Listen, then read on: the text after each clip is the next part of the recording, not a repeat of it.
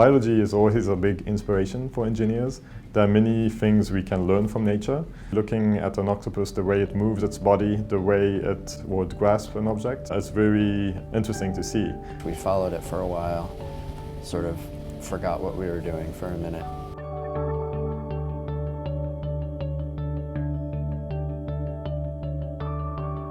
Those behavioral observations are very valuable in this, just documenting this really rare species in the middle of this giant protected area. It continues to build evidence for the value of this really precious resource. As you become more familiar with an area, you can kind of decide, like, okay, yeah, we definitely haven't seen that in these 6 dives that we've done in this general area, so we should collect that. I can't believe, we're even going to try this. It's just in a very precarious place. It's been reported as being a new genus, so this could be something really new. What? They're on it. Right there, right there, right there. They're on them. Did you get it? I think you got him. Stop it by Put him down in the box. Cut suction and close the lid quickly. He's in there. It's in there. I think it's got eggs. Good job. Way to go. Next to you. Good directing. That was unbelievable. Nice job, Cody.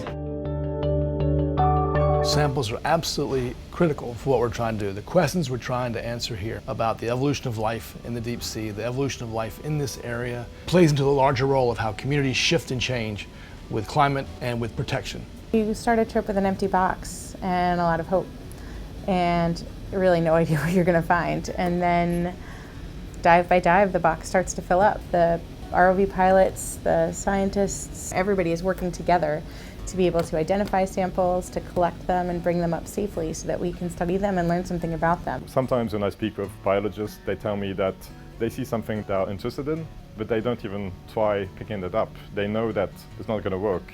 The manipulator is going to crush it. You know what? This is too much. No.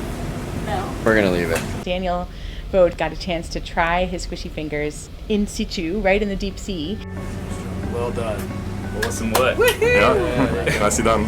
There you go. Soft robotics is a field where we try to expand the materials that we are using, and they are extremely soft. You can compare that to a rubber band or even to gummy bears. And this allows to grasp things that we wouldn't be able to grasp with a hard-bodied manipulator.